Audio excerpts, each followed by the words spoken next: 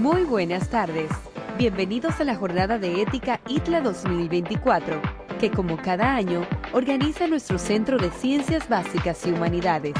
En esta ocasión, bajo el lema Implicaciones éticas de la inteligencia artificial, mentes digitales, corazones éticos. Esta jornada tiene el objetivo de explorar las implicaciones éticas en el campo de la inteligencia artificial, proporcionando a los participantes una comprensión profunda de los desafíos y oportunidades éticas que esta tecnología presenta. A continuación, daremos inicio a la conferencia Privacidad y protección de datos, uso de datos y su relación con la ética, a cargo de nuestro conferencista invitado, Augusto de los Santos. Augusto se distingue por su sólida formación y trayectoria profesional en el ámbito de la estadística y la economía. Licenciado en Economía por la Universidad Autónoma de Santo Domingo, UAS. Ha enriquecido su perfil con un máster en Business Intelligence en Big Data de la EOI y una especialidad en Estadística aplicada a los negocios del INDEC. Actualmente se desempeña como subdirector general de la Oficina Nacional de Estadística ONE en República Dominicana, habiendo contribuido significativamente en diversas capacidades, incluyendo como director de Estadísticas Económicas y encargado de la División de Infraestructura, Estadística y Encuestas Económicas. Su experiencia se extiende más allá de la ONE, ocupando roles de liderazgo y consultoría en el Consejo Nacional de Competitividad y el Banco Dominicano del Progreso.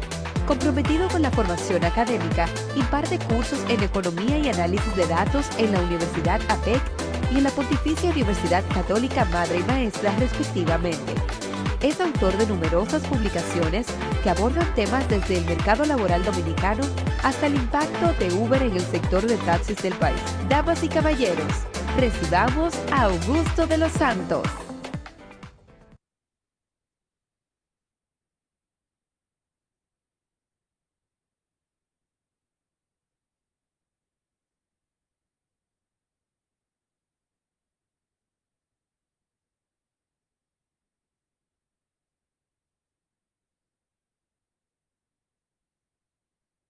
No les escuchamos, distinguido, disculpe.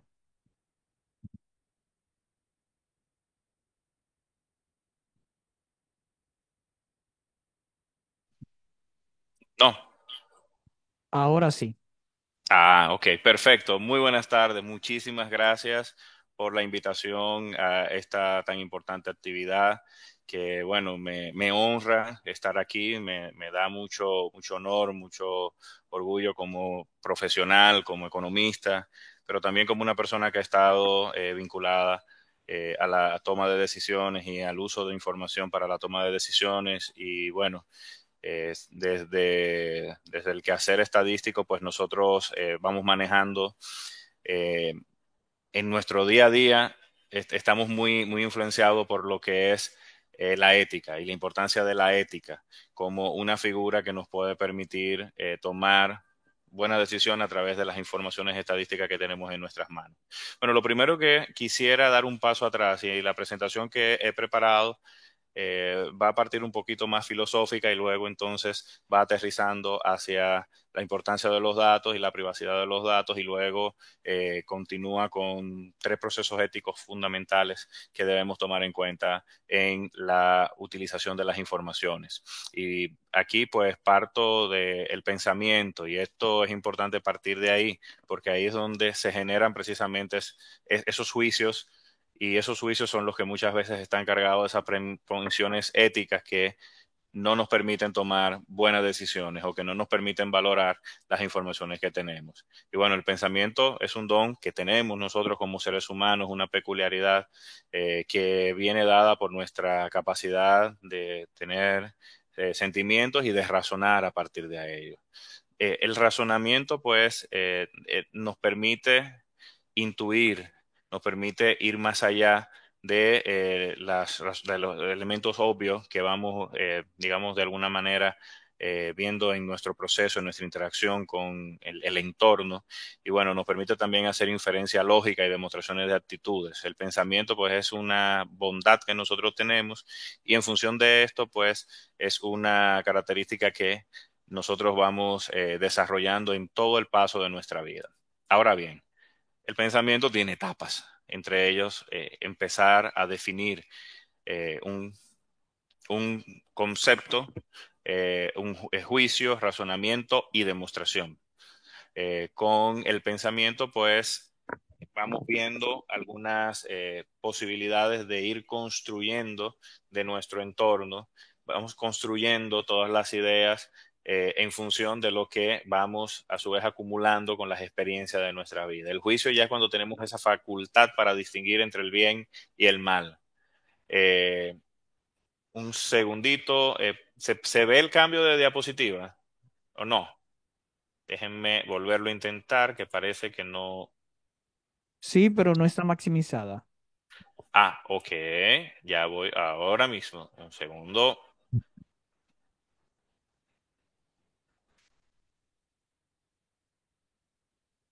Ahora, sí se visibiliza. Perfecto, y disculpen. Se ve, pero no está compartiendo la pantalla principal, o sea, la pantalla amplificada. Lo que está compartiendo es todo el esquema de PowerPoint. Entonces, en la parte de Ok, compartir, verifique la que está justamente completa en los cuadritos que le presenta a la hora de compartir. listo. Y al Ahora, seleccionar, pues, listo. ok, me dijo compartir, que tenga la parte completa al momento de compartir. Ok, Presione al PowerPoint Max del F5 o amplíe. ok, Y ya luego tengo el hacia Zoom, alterna Tab, y cuando le dé compartir va a ver la diapositiva ya abierta. Alternate Tab y selecciono el zoom. Uy, me cambió, creo. Vamos a ver un segundito. Alternate Tab, Alternate Tab. Uy, me está dando un errorcito, un segundo. Ya.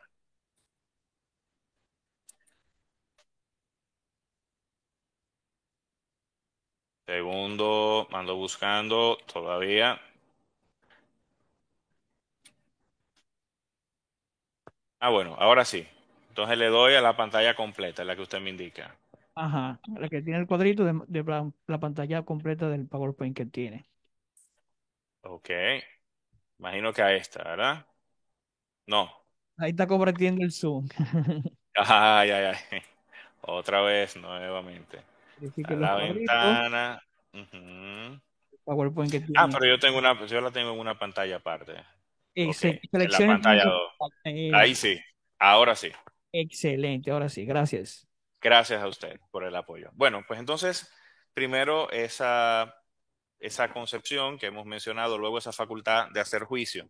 Y ahí es donde empieza a tener importancia la ética en la toma de decisiones, definiendo la ética como esa capacidad de actuar de forma correcta dentro de un entorno social definido. Y obviamente en el juicio es donde vamos pasando ese sedazo al momento de ir tomando decisiones. Pero ¿qué sucede muchas veces?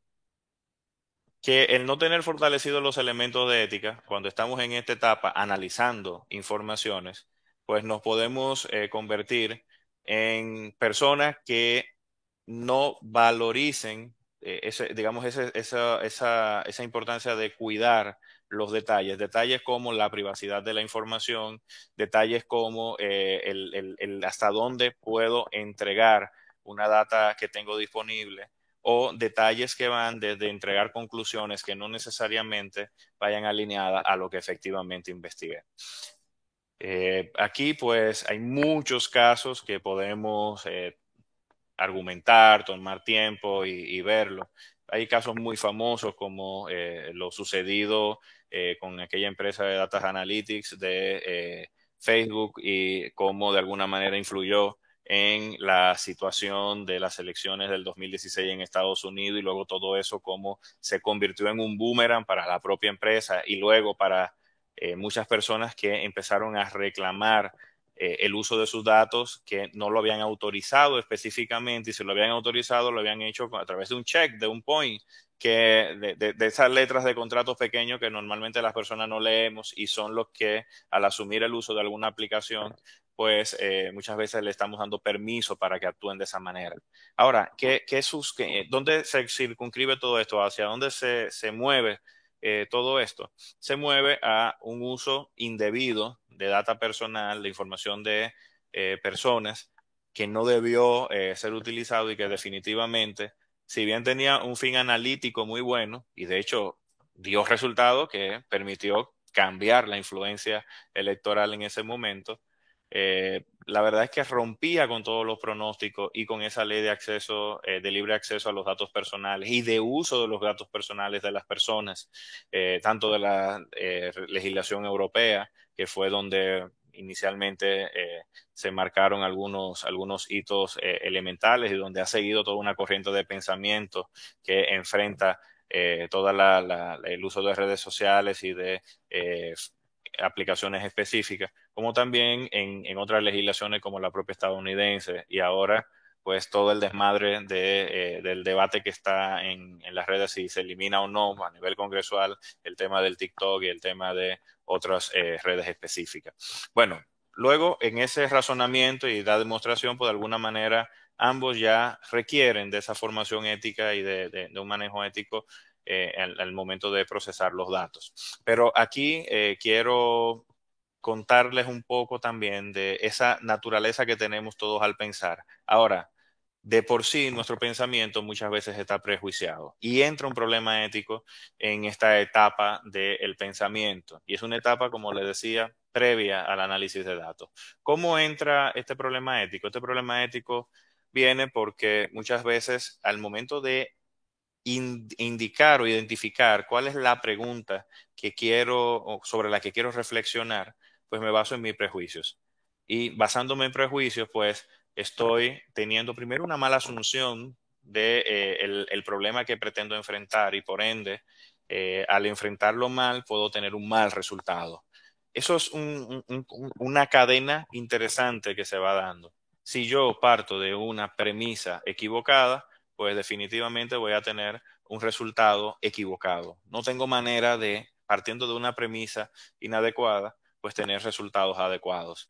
No hay forma. Y en esencia lo que ocurre es que en ese momento de definir el propósito, los prejuicios nos entran en un debate ético y no nos dejan ver mucho más allá de lo que efectivamente la información o la data que tenemos a nuestra disposición, pues der hacia el resultado. Lo mismo que es con el acceso a la información. Y esto tiene mucho que ver con nuestro proceso de selección de datos. Es decir, tenemos muchas fuentes de datos disponibles. Ahora, ¿a qué datos le presto atención? Incluso muchas formas de información, de acceder a información, muchas maneras de acceder a información. Pensemos en una organización cualquiera. Una organización, por un lado, tiene el personal, que es una fuente valiosísima de información, pero también el personal está basado en sesgos. Y esos sesgos, ¿dónde se originan? Se originan en que yo puedo ver una parte de la realidad y asumir que ese es el todo de el evento o fenómeno que pudiera estar en cuestión analizándose dentro de la organización. Lo mismo puedo tener como fuente de datos la información financiera y los registros financieros. Sin embargo, los registros financieros no siempre me van a dar información sobre fenómenos puntuales que pudiera necesitar indagar. Y posiblemente, de hecho, su alcance solamente se limita a la interacción monetaria o a la interacción de los activos de la institución. Puedo tener, por otro lado, el acceso a la información transaccional, que la puedo tener por el área de planificación o la puedo tener por el propio recurso humano de la institución, pero también voy a tener un sesgo cognitivo del el acceso o de la totalidad de la información que planteo tratar. En ese sentido, es muy importante al momento de seleccionar mis fuentes de información, evitar los sesgos de selección de fuentes.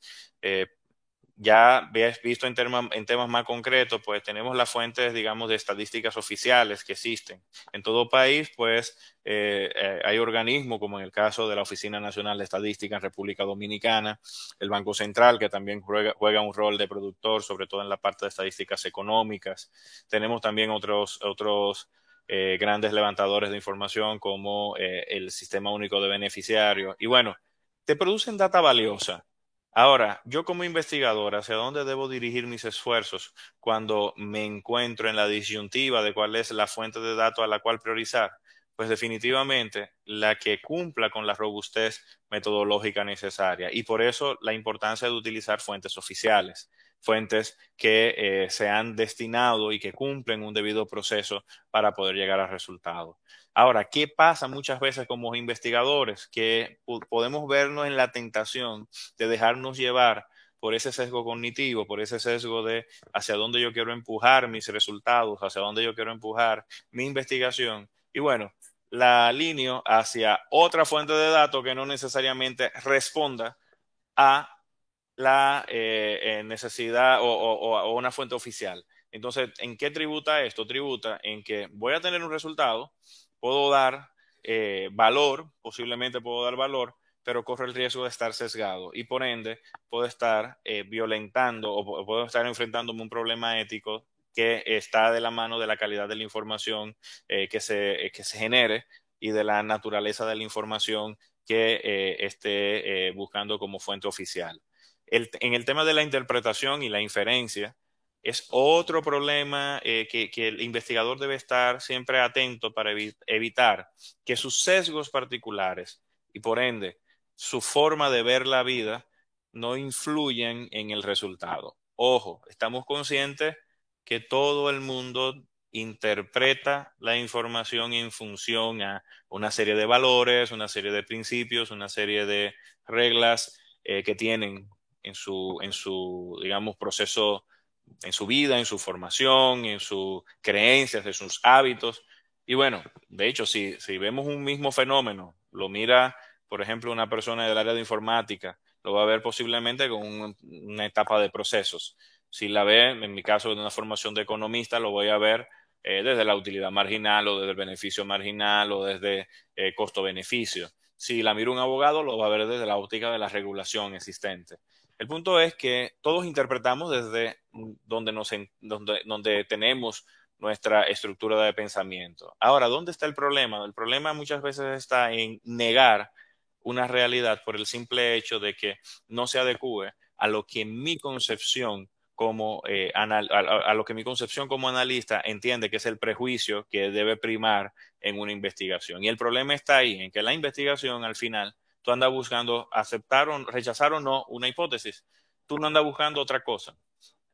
Tú andas buscando si rechazo o no rechazo una hipótesis de investigación. Y bueno, aquí tenemos que estar abiertos a la posibilidad de que nos podamos encontrar con elementos que sobrepasen nuestra capacidad de espera y esto muchas veces arroja problemas éticos dentro de los analistas de datos y terminan muchas veces con unas conclusiones que no necesariamente son las definitivas o no dan un paso más allá para ver cómo los resultados efectivamente permiten hablar o permiten interpretar mucho mejor la información. Y aquí, pues, aunque pareciera algo de una película o de un cuento, les digo que esto es muy común.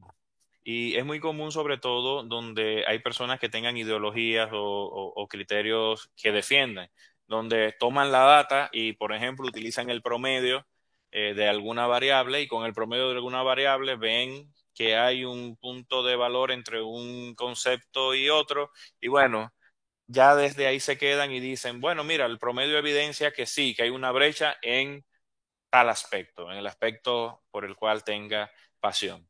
Ahora, ¿qué sucede? No se tomó el permiso de hacer una prueba estadística, un test de diferencia de medias o un test mucho más allá de normalidad paramétrica o cualquier otro. Y bueno, ¿y en qué termina resultando? Que quizás esa diferencia, aunque sea una diferencia numérica, no necesariamente es una diferencia significativa. Y bueno, concluyo mi investigación, interpreto mis datos y de ahí entonces genero conceptos muchas veces sin que el dato tenga la robustez, la solidez estadística suficiente. Y bueno, ya ahí me encuentro con un problema que muchas veces ni siquiera sale a la luz. Muchas veces se asume como un dado y entra como una suposición. Aquí, por ejemplo, hay un dato, y voy a entrar en un tema quizá un poquito conflictivo, de que en el país hay 2 millones de haitianos, 5 millones de haitianos, a según, como dirían en mi campo, la persona que lo cuente. Y ustedes me dirán, ¿en serio? ¿Pueden existir 2 millones, 5 millones de nacionales haitianos viviendo en un país de 10 millones de habitantes? Posiblemente pudiera ocurrir ese fenómeno, pero la verdad es que la evidencia empírica y los datos, por todas las fuentes de datos que se han buscado, pues no supera el número de 1 millón residentes, no lo supera. Está prácticamente casi próximo, estuvo la última medición casi próximo. Y luego también se fijan paradigmas, se aceptan suposiciones como la reciente que vivimos con el 10º censo de población. Muchas personas decían que somos 13 millones de habitantes, que no, que somos 13 millones de habitantes. Pero el conteo determinó que son 11.7 millones. Pero es difícil luego romper con una de esas suposiciones, muchas veces basada en elementos subjetivos, elementos de mi parecer, elementos de lo que yo considero. Es más, les planteo una frase muy común. Cualquier persona, que aquí nosotros los dominicanos, y no necesariamente los investigadores, somos todólogos en todos los temas, y bueno, van en un carro público y te dicen el 95% de los dominicanos están ahora mismo en un tapón, y tú te quedas, de verdad, el 95% de los dominicanos. De entrada, ni siquiera el 95% de lo que tiene vehículo existe la probabilidad de que se encuentren en un tapón en un momento específico. Pero lo asumimos como una suposición y lo llevamos, y muchas veces se vuelve un bulo tan fuerte que es tan difícil de romper que termina generando consecuencias e implicaciones en la toma de decisiones y se asume como un parámetro de base hasta para la instalación de un negocio. Imagínense el riesgo que sería instalar un negocio asumiendo que el 95% de las personas de República Dominicana en un momento específico del día se encuentran en un tapón. Imagínense que el negocio sea de vender agua en los semáforos. Tú puedes asumir, bueno, pues es el negocio de la vida. 95% de los 10.8 millones de habitantes van a necesitar una botellita de agua. Fantástico, vamos a hacerlo, pero en la práctica está basado en que en suposiciones que vienen mal manejadas con resultados incorrectos y obviamente esto está muy de la mano del manejo ético que se pueda tener al momento de interpretar las informaciones. Por eso hago este paseo sobre el pensamiento, porque en el pensamiento es donde están estos problemas que luego se transforman en situaciones de decisiones sesgadas o decisiones inadecuadas. Y esto obviamente está basado en la forma en cómo nosotros pensamos. Nosotros, por un lado, tenemos un sistema intuitivo que reacciona rápido y es necesario tenerlo, porque imagínense que ahora mismo tiembla la tierra. El sistema intuitivo lo que me va a hacer es pararme de esta silla, soltar todo, arrancar por ahí y se me olvidó todo lo demás. Se me olvidó que aquí había mis lentes, que estaba mi celular. No, yo simplemente me paré y me fui. Ahora, la verdad es que muchas veces actuando desde ahí y sobre todo tomar decisiones desde ahí se vuelve un problema y es un problema que también raya en lo ético porque estaría tomando decisiones basadas en informaciones a media. Ahora, ¿qué es lo que se requiere? Pasar al segundo proceso, el sistema de razonamiento y reflexión, lo que yo llamo el enfriamiento. Ese proceso en el que paro, entiendo el entorno y continúo. Pero ahí en ese entender el entorno es que puedo reflexionar y puedo buscar una información más adecuada. Las empresas nos pagan a los que estamos vinculados al análisis de información, pues precisamente para que nos tomemos ese espacio de razonamiento reflexivo. ¿Por qué? Porque muchas veces nos podemos basar en relaciones espurias, relaciones indebidas, relaciones no causales. Podemos asumir, como hay algunos ejemplos en libros de estadísticas, cuando tratan de explicar el concepto de correlación y de relaciones que ocurren, pues, cuando tú miras la correlación, un investigador en un momento hizo una correlación entre las lluvias en el Brasil y la producción en la Amazonía del Brasil y la producción de naranjas en la Florida. Bien, dio los datos que evidencian que hay una relación directa, de que cuando llueve mucho en la Amazonía hay mejores naranjas en la Florida. Perfecto. Pero la verdad hace sentido crítico, sentido lógico. Pues no, no hace ningún sentido crítico, ni ningún sentido lógico. Entonces, ¿qué pasaría si yo tomo decisiones desde mi pensamiento intuitivo cuando las empresas me piden que vaya un poquito más allá y le dé razonamiento de lo que yo voy encontrando en mi explotación de los sistemas de información. Pues yo estaría dando decisiones inadecuadas, que las empresas estarían tomando malas decisiones. O el gobierno, decirle al gobierno que un programa, porque yo salí por la calle y me di cuenta que hay muchas personas que en mi entorno necesitaban, qué sé yo, una cachucha porque tenían que caminar y cogían mucho sol, y de ahí a llevarle a un ministro o al presidente de la República una propuesta de que vamos a hacer un plan nacional de producción de cachucha y en salir a regalarla en ese plan nacional de producción de cachucha, pues podría ser un problema bastante complejo de manejar, porque estaría invirtiendo presupuesto que se pudo destinar para educación o para la salud en algo que posiblemente por mis sesgos al momento de yo seleccionar la fuente de información o al momento de sustentar el dato, pues ese sesgo pues me terminaría quitando la oportunidad de mejorar el país en otra cosa o quizás en otra idea mucho más creativa. Entonces, por eso la importancia de nosotros que somos solicitados para analizar los datos, tomarnos ese tiempo de razonamiento y hacer que ese razonamiento vaya de la mano con lo que eventualmente puede ocurrir. Y eso sí se puede entrenar. Se puede entrenar nuestra mente de que en momentos de crisis, ante tal estímulo, la reacción podría ser tal cosa. Ahora, hay una situación que ocurre y es que siempre hay problemas que nosotros debemos resolver. Y esos problemas están basados en el tipo de pensamiento que nosotros vamos llevando. Y estos problemas, que es como por ejemplo el planteamiento que le acabo de hacer, yo tengo que rechazar o aceptar o elegir alguna realidad. No tengo opción. Y siempre los problemas te llevan a una dicotomía de qué hago, qué voy a hacer, hago o no hago. Y luego hago A, B, C. Y luego, ¿por qué hice A y no B? Siempre vas a tener esa dicotomía. Ahora, ¿por qué yo necesito pasar a ese proceso de razonamiento? Porque si paso al proceso de razonamiento, evito tomar decisiones en el vacío.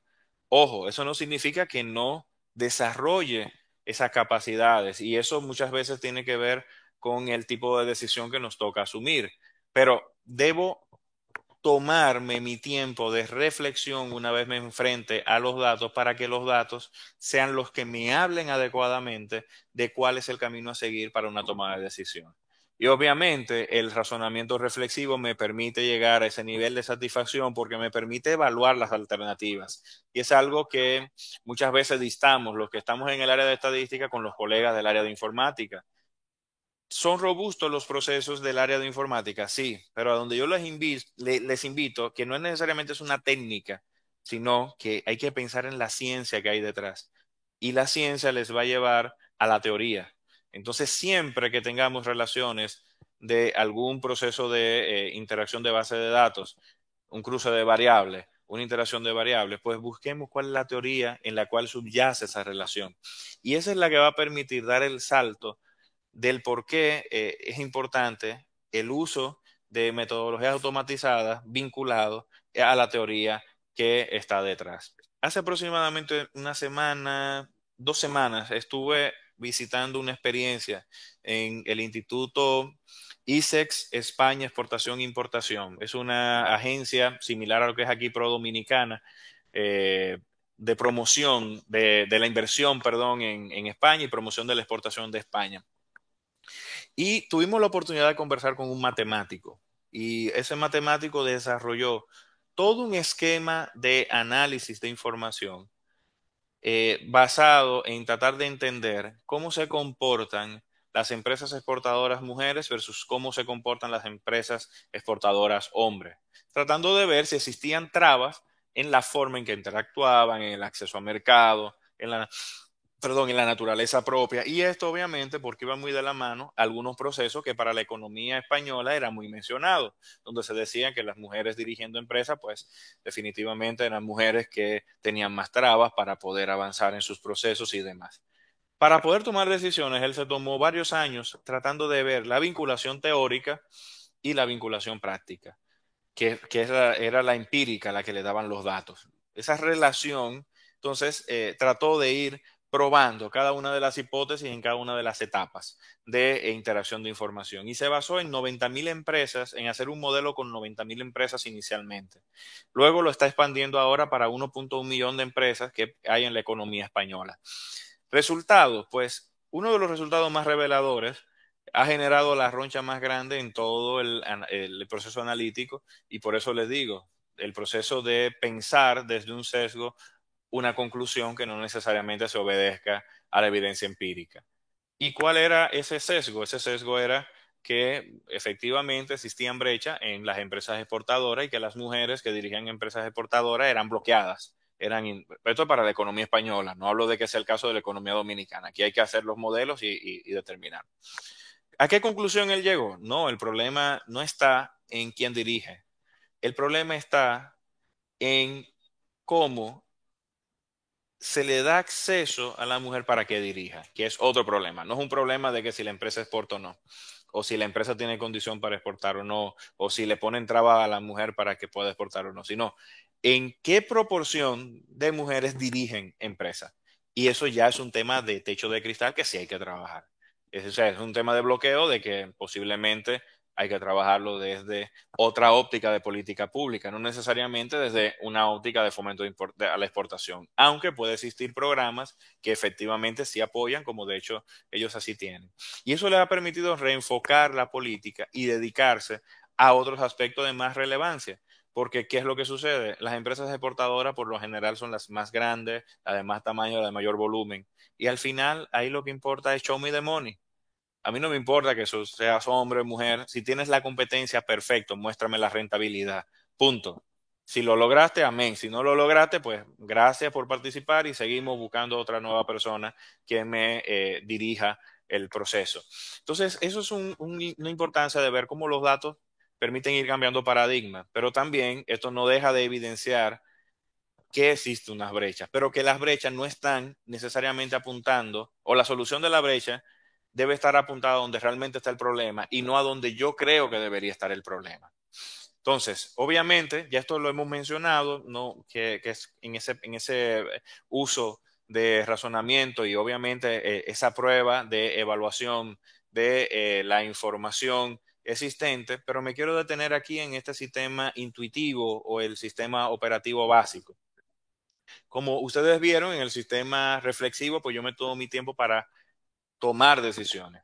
Ahora, el sistema intuitivo se basa en lo que yo tengo aquí en la mente y lo busca y rápidamente tomo una decisión. Si ahora mismo yo vengo y me quito la camisa, todo el mundo va a decir, bueno, se volvió loco el profesor. ¿Por qué? Porque en este caso el conferencista se volvió loco. ¿Por qué? Porque en nuestro sistema de pensamiento rápidamente es una conducta indebida que nosotros no debemos aceptar en un ámbito académico. Obviamente, puede ocurrir que se me subiera un animal, que se me subiera un cien pies y, ojo, no me voy a dejar que el cien pies me pique. Yo tengo que resolver como tenga que resolver. Pero nuestro sistema intuitivo de una vez relaciona y dice, ya se puso loco, ya es un profesor que no tiene capacidad emocional y mira cómo ha violentado los cánones o las normas sociales. Entonces, en ese sentido, esa es la diferencia de ese sistema intuitivo y sistema uno, que por eso le invito a hacer el ejercicio de siempre que tengo un hallazgo, que tengo una demostración, de pasarlo por ese filtro de enfriamiento, de cruzarlo contra la teoría que subyace para que efectivamente no nos estemos emocionando con resultados que no necesariamente están de la mano. Ahora, ¿qué sí puede ocurrir? Que con el desarrollo tanto del pensamiento reflexivo llega a un punto que ya tú rápidamente puedes intuir, y esto lo desarrollan mucho los médicos.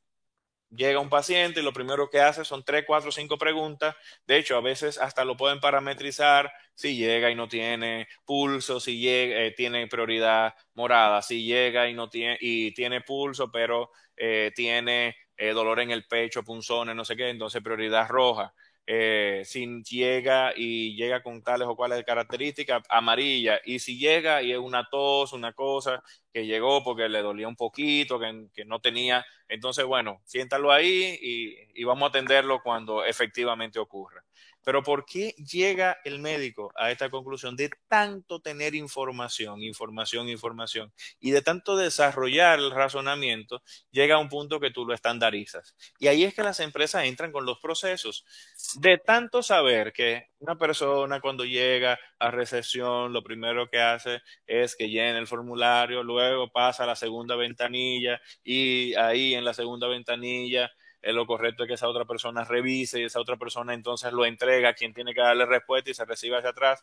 De tanto entender, las organizaciones te generan los procesos y luego te los sistematizan en muchas veces aplicaciones informáticas que optimizan tiempo, optimizan espacio y demás. Entonces, de eso se trata el desarrollo de, el sistema o de la vinculación entre el sistema intuitivo y el sistema de razonamiento que nosotros como investigadores de datos tenemos que pensar. Y esto nos lleva a ver nuestros tipos de pensamiento. Muchas personas nos basamos en pensamiento analítico, que obviamente como analistas de datos debemos tenerlo, pero debemos también desarrollar otros tipos de habilidades de pensamiento, como el pensamiento creativo. Es darnos la oportunidad de pensar fuera del cajón. Y esto parecería una contradicción con lo que he dicho. Ojo, no es una contradicción. Lo que he dicho es no basarnos en evidencias sin sustento teórico ni sustento empírico. Cuando hablo de pensamiento creativo es darnos la oportunidad de pensar de otra manera. Eh, Ayer, por ejemplo, pasé por una mesa en una actividad que teníamos y habían un grupito jugando el jueguito de Cerito y Cruz. Algunos le dicen gato y X y cero y demás. Y recuerdo que me preguntaron que cómo yo gané tan rápido. Y la respuesta que yo le di fue, bueno, simplemente las personas siempre están acostumbradas a jugar en el centro. Y al estar siempre acostumbrado a jugar en el centro, su capacidad de análisis, lo que tienen ahí grabado en el pensamiento intuitivo y en el razonamiento como tal, es que si juegas en el centro me voy a una esquina, si voy a una esquina le bloqueo acá y siempre se bloquean los juegos. Tú te das la oportunidad de pensar diferente. Y yo empecé fuera del centro. Ya él no encontraba qué hacer. Y cuando vio mi segunda jugada, ya ahí se definió la mano. No es que yo sea un genio, simplemente como yo he jugado tanto desde niño, jugué tanto ese juego, me di la oportunidad de ver otra forma de pensar creativa. Y miren que no es mi pensamiento más fuerte, el creativo. Las personas más analíticas solemos ser más encerradas y más difícil de abrirnos la creatividad. Pero la creatividad siempre nos va a dar una nueva opción, una nueva salida. El pensamiento crítico es que pues necesariamente es interesante para incluir, y aunque aquí hay un error en la diapositiva que me acabo de dar cuenta, el último es pensamiento sistémico.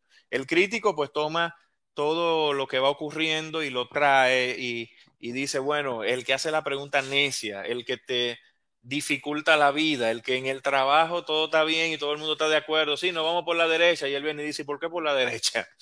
¿Y por qué no nos vamos por la izquierda? Esa persona es clave para evitar sesgos en toma de decisiones dentro de una institución y sesgo en toma de decisiones en el análisis de una data. Ese colega que me complica, que me mira el proceso de una manera muy diferente a la cual yo lo estoy viendo. Ese es el momento en que tú tienes la oportunidad de chocar contra una piedra y decir, bueno, entonces, ¿cómo mejoro? ¿Qué es lo que está sucediendo? Y luego el sistémico ve el todo, comprende todo lo que va ocurriendo y unifica todas las partes. Entonces, ese por lo general es el pensamiento del gerente general de un proyecto, el senior de un proyecto, porque trata de ver todas las aristas pequeñas y cómo se conjugan. El analítico, en cambio, trata de ver todas las analíticas por partes. Ve una partecita, las resuelvo. Voy a la siguiente y las resuelvo. Y eso está bien, no está mal, porque resolviendo todas las partes puede llegar al todo. Pero el sistémico trata de ver el bosque, trata de ver el todo. Y a veces el que dice, no, no, no, no muevas ahí, porque si mueves eso vas a mover la torre de naipe y se va a caer todo. Entonces, de ahí se trata, o de ahí es importante tenerlo como el análisis del pensamiento. Esta presentación se la puedo dejar para que también vean algunos elementos importantes en el proceso. Y bueno, tomar decisiones es importantísimo y por eso pasé por el pensamiento y luego por esa vinculación con la ética, porque al final de cuentas los datos son los que nos van dando las fuentes para yo poder seleccionar o no una metodología adecuada. para llegar a mi resultado esperado. Si tomo una metodología inadecuada para un resultado, para entender un problema X o para resolver una situación X, y tomo la metodología inadecuada, que la metodología me la da mi capacidad de pensar y razonar, pues definitivamente voy a dar un resultado erróneo, voy a tomar una decisión indebida. Voy a tomar decisiones que obviamente una elección entre varias opciones de manera inadecuada y que no necesariamente se alinee. Por eso tengo que estar muy consciente de cuáles son mis alternativas, analizarlas y entenderlas, pasarla por ese sedazo de que mis alternativas no son lo que yo quiero que prime, sino lo que efectivamente se necesita dentro de la organización, dentro del proyecto o dentro del proceso de análisis de la data, y que apunten al objetivo que va a solucionar el problema, pasándolo por esas etapas. Esa primera de inteligencia, que es donde yo recupero los datos, busco las informaciones que existen, donde yo diseño cuál es la herramienta con la que voy a trabajar, donde yo selecciono cuál es la alternativa que mejor se ajusta a los resultados que estoy esperando. Luego la implanto en la organización o en el proyecto y decido, bueno, mire, esta es la metodología que mejor resultado me va a dar. Y por último, me tomo el permiso de revisar, de evaluar. Un permiso que no siempre nos tomamos los que estamos vinculados con el análisis de información. Entonces, debemos tener presente que hay que pasar por esas etapas, sobre todo en la etapa de inteligencia, que aquí yo puedo estar basándome en sesgos, como lo he mencionado, sesgos de lo que yo he creído, y eso me puede llevar a problemas éticos, de que necesariamente tengo que favorecer una decisión sobre otra. Entonces, en la fase de inteligencia es donde yo tengo que desprenderme de todo criterio para yo poder realmente recibir las informaciones o las fuentes de datos de valor.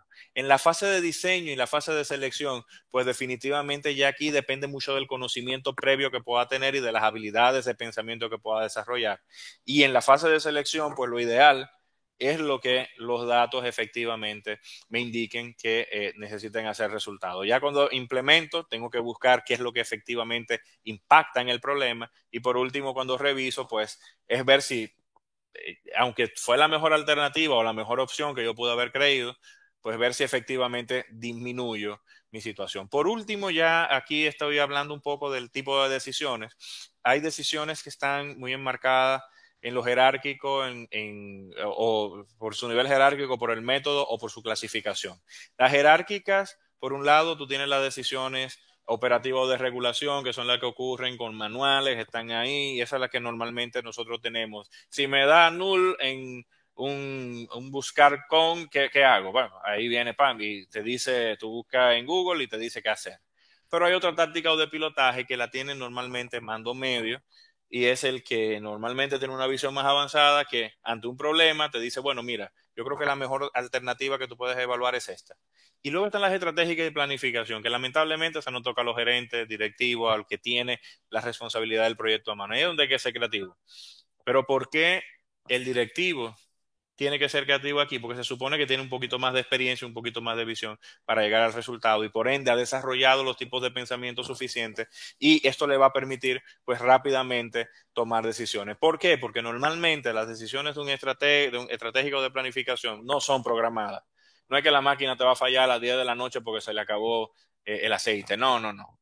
Va a ocurrir que la máquina está funcionando bien y va a explotar. ¿Y qué tú vas a hacer? ¿Cuál es el camino? Porque ya el técnico te va a decir, ah, ya yo no puedo cambiar el aceite porque no hay un problema de aceite. ¿Qué hago? Entonces ahí es donde entra esa capacidad de ir vinculando. Aquí les explico cada una de ellas, y obviamente el tipo de decisión va a depender de la certeza de la información, del tipo de información que tenga, y eso me va a definir un riesgo. Si yo tengo información, una decisión con una información de bajo riesgo, y a su vez tengo una información clara, exacta y completa, pues posiblemente yo no falle. La decisión que voy a tomar no va a fallar. Ahora, si yo tengo una decisión con riesgo alto, con información nula o escasa, pues definitivamente usted se va a enfrentar a un problema de incertidumbre.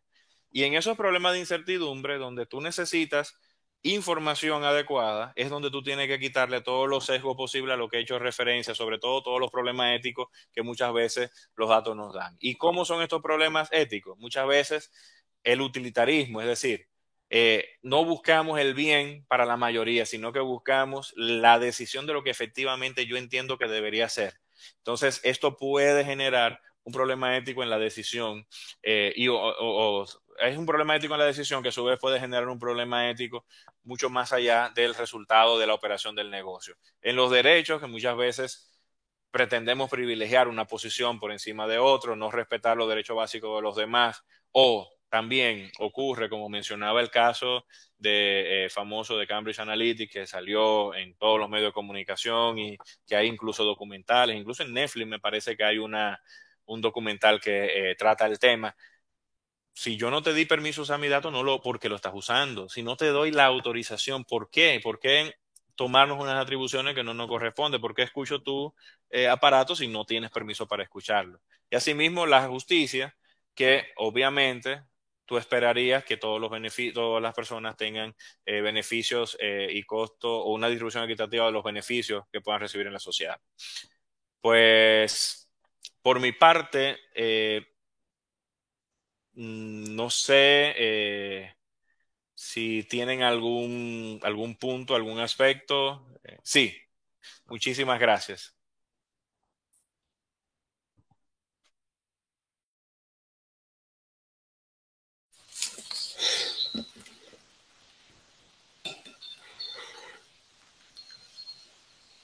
Buenas tardes.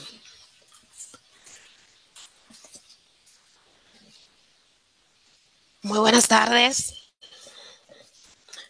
Se escucha, se escucha, se escucha. Buenas tardes a las autoridades del ITLA. Buenas tardes a Librada O'Neill, encargada del Departamento de Ciencias Básicas. Buenas tardes, mis queridos compañeros docentes y mis estimados estudiantes. Después de esta majestuosa conferencia a cargo de nuestro invitado especial, Augusto de los Santos, es para mí de gran satisfacción presentarles las preguntas que tenemos en el panel, presentar el panel con las preguntas y tenemos por aquí, vamos a ver, una primera pregunta que dice, ¿qué información debemos proteger como nuevos empleados de una compañía? Para ver si nuestro conferencista pudiera. Perfecto. Sí, mira, va a depender mucho de la forma en que la compañía se maneje. Definitivamente los datos personales, los datos individuales tienen que ser protegidos. Y si la empresa está vinculada a manejar sistemas de información o bases de datos, pues ahí tú tienes un doble compromiso, porque tú no puedes tomar esa data es de la empresa. Y es un problema muchas veces ético que muchas personas cometen el error por, digamos que inocencia, vamos a dar el beneficio de la duda, y toman pues información susceptible y información de importancia para la empresa. Si la empresa está vinculada a procesos productivos, normalmente se protege algunos elementos como la fórmula de producción o el modelo de negocio. Eso se protege y nadie puede sacar esa combinación. De hecho, se patentiza por eso, para que nadie pueda sacar los datos. Ahora, ya luego, sé que esta pregunta puede estar mucho más enmarcada a la analítica de datos, sobre todo. Ya luego, hay datos, por ejemplo, teléfonos de la persona, información susceptible respecto a la condición de las personas. Una muestra de ella es que hay bases de datos que te permiten identificar si la persona tiene alguna enfermedad infectocontagiosa. Y bueno, si tú no tienes esa autorización para divulgarla o no te permite ser divulgarla, pues definitivamente no te permite el contrato con la institución divulgarla o hacerte uso de ella para tomar decisiones por tu cuenta, pues definitivamente tienes que evitar hacer uso de esas informaciones mucho más allá. De hecho, en la administración pública ocurre algunos cruces de base de datos que son imposibles. Yo no puedo pedir la base de datos aduanal o la base de datos ¿cómo se llama? De impuestos. ¿Por qué? Porque tiene el secreto tributario que prohíbe pasar los datos de personas o la venta de las empresas. Entonces ya hay una prohibición muy marcada y ahí es donde entra el problema. Tú tienes un mandato legal que te dice no, no lo hagas, y si tú no lo haces, entonces, o si tú lo haces, entonces ya estarías rompiendo con una regla establecida, con un contrato social establecido.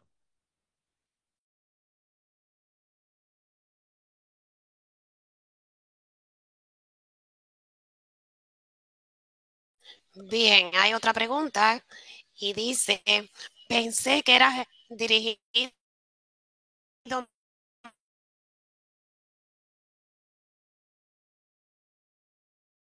más a la ciberseguridad. Bueno, yo creo que puedo responder. No sé si te quiere responder. Mario, mira Mario, esa otra que tú mencionas, pues definitivamente es un problema. Ahora nos encontramos con algunas dificultades técnicas de cómo responder. Es decir, las buenas prácticas de levantamiento de información estadística te mandan, te piden que, bueno, no cargues al usuario, no sobrecargues al informante. Entonces, lo que se está apostando es, bueno, si yo tengo la información, si la información reposa aquí, pues evitar volver a pedírtela. Si yo tengo la información, y de hecho así lo establece la ley 103.713, que si la información reposa en la administración pública, pues no pedirla de nuevo. ¿Qué es lo que sucede en la práctica? Que las personas se cansan de responder datos, y ahí empiezan a generar desconfianza de para qué me están pidiendo información, del por qué me están pidiendo información constantemente. Entonces, definitivamente hay que ser sabios al momento de recopilar la información, de pedir lo que efectivamente es necesario, en nuestro caso como administración pública para la toma de decisiones, pero el sector privado también para las estrategias puntuales de negocio que dice que es la que requiere, y maximizar el uso de los registros, tanto de la empresa como de los registros administrativos disponibles, lo cual disminuye ese nivel de confianza porque tú simplemente te enfocarías en lo que efectivamente está haciendo caso. Ahora, el problema ético ahí es que no existe una legislación que promueva esa interacción y recopilación de la información. Si no la existe y tú lo haces, entonces estaría violentando, aunque estás haciendo un bien o un posible bien, estaría violentando un derecho ciudadano porque no tenías la autorización para cruzarla. Y por ejemplo, ocurre con bases de datos de sectores específicos como la telefonía, los bancos, que son valiosísimas, pero al no existir una legislación que permita el cruce de ellas, por ejemplo, con la administración tributaria, pues entonces se te dificulta. De hecho, podríamos ir más lejos. Si yo quisiera, tuviéramos una sociedad que no respetara los derechos individuales y yo tuviera acceso a toda la escucha, a todas las comunicaciones y todas las escuchas, yo pudiera poner un motor de búsqueda por inteligencia artificial donde el que me dijera la palabra bomba, la palabra guerra, la palabra arma, la palabra atraco, la palabra violación, pues yo resuelvo un problema serio o puedo minimizar los problemas de seguridad ciudadana de esa manera. Sin embargo, ¿qué es lo que sucede? Que mi legislación no me permite eso porque estaría violentando un derecho humano, una libertad individual. Entonces, aunque tenga de fondo una posible salida, la realidad es que esa salida no necesariamente respete la individualidad y entregue en un problema ético más allá.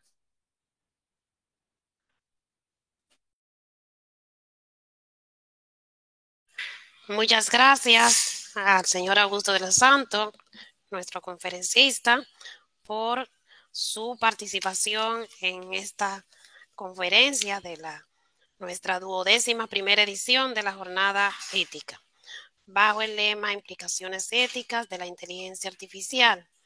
Gracias a las autoridades del ITLA por mantener continuamente este tipo de actividad, que es de mucho provecho para todos, pero muy especialmente para nuestros jóvenes en este mundo tan distópico en que se vive en el día a día. Gracias también a todos ustedes, a todos los participantes, a los colegas docentes, a los estudiantes por su atención y gracias a Librada O'Neill, nuestra encargada de Ciencias Básicas, por hacernos partícipe de esta importante actividad. Pasen feliz resto de la tarde.